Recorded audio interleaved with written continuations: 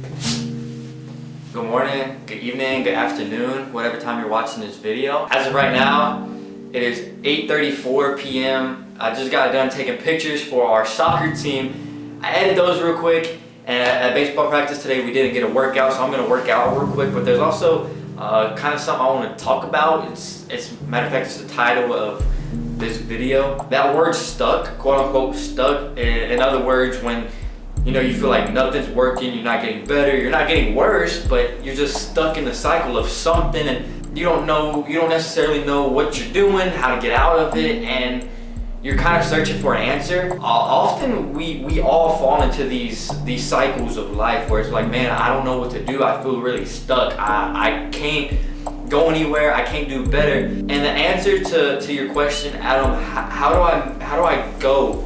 How do I get out of this hole? How do I get unstuck? And my answer to you would be simply keep moving forward. I want you to think about our earth. Our earth, since creation, since God created it, our earth has been in a constant rotation and it has never stopped.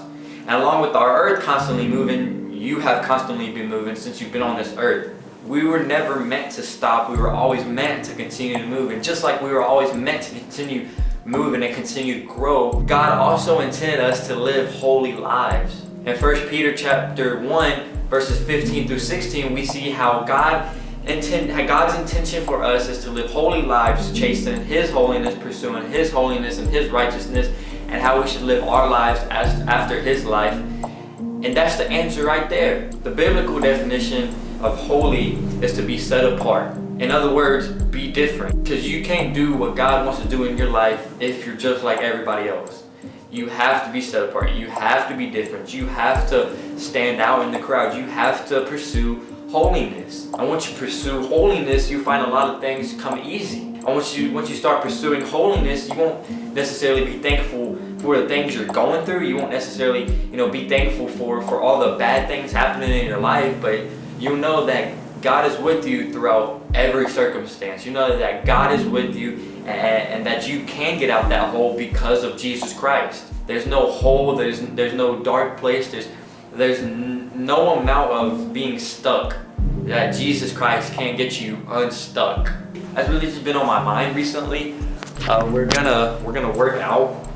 We're gonna lift, then we're gonna do shoulders and that. But listen, if you do feel unstuck, which you probably do right now, you do feel stuck, I want you to try to do some different things. Try to open your mouth a little bit more. Be a little bit more social. Pray to God. Say little prayers to grow your thankfulness and your gratitude towards the things that He does. Somebody today had plans but didn't wake up, and here you are complaining about the day. Just try little things. Try to crawl out little bit by little bit, and sooner or later you find yourself out of that hole. You can't do it by yourself. You're gonna go through things and you're gonna feel like you can't get out of it, but life goes on and all you can do is keep moving forward. It's just how you keep moving forward. Oh, it's cold, dude.